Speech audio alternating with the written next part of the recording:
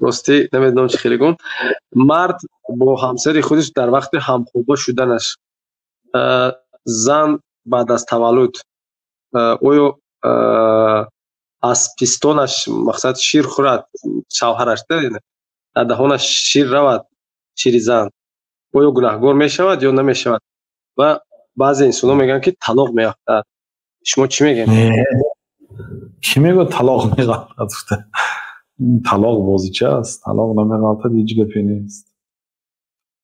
طلاق هم نمیافتد محرم هم نمیشد. اون محرم کدام آدمی که کودکی که تا سینی 2 سالگی اگر شیر مکد از یک زن تا سینی 2 سالگی و هم 5 مراتبه بعد محرم میشد.